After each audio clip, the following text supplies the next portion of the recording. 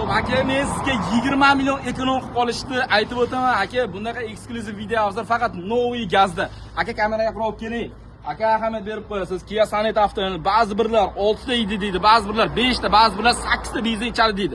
Men sizga stabilni 6 ta benzin xarajat qilganingizda yillikka qancha xarajat qilishingizni hisob kitob qilib beraman. Kameraga qarab keling. Aka, qarang. O'rtacha 12 mingdan toza benzin quyadigan bo'lsangiz, ko'paytiramiz 6, to'g'rimi? 72. Endi mana shu 72 ni ahamiyat berib qo'yasiz. 72 ko'paytiramiz 600 kilometrga qancha xarajat qilishingiz mumkin?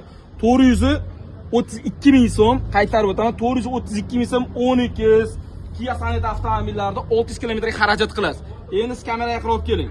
600 kilometrga o'rtacha maksimum narxda hisoblaganingizda 72 dan propanni hisoblaganingizda qarab turing aka. 40 ta propangiz 600 kilometr yurganmiz.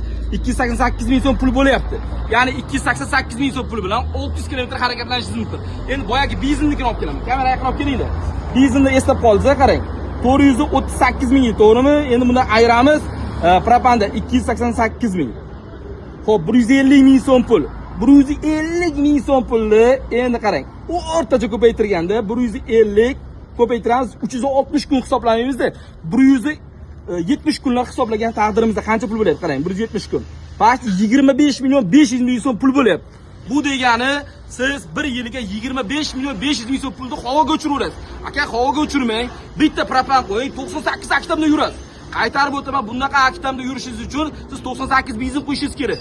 Hisob kitobim yoqdimi, tushundingizmi? Agar tushunmagan bo'lsangiz, Novi gazni pastida Telegram kanalimiz bor. Shu kanalimizga o'tib olsangiz, yanada batafsil ma'lumot keltirib berganman va tushuntirib boraman. Aka, shuning uchun aytaman, bu avtomobilning eng optimal yechim propan qo'yish bo'ladi. Yo'q, men benzinda yuraveraman deyishingiz mumkin. Benzinda faqatgina napralashlar qisib qolishi mumkin va motorni o'ldirib qo'yishingiz mumkin. Yomon benzinda. Undan ko'ra ekonom uchun albatta propanni tavsiya beramiz. Novi gaz 24 ga yetdi. Bu videoni maksimum barcha yaqinlarga yuborib qo'ying. Batafsil ma'lumot Telegram kanalida bo'ladi.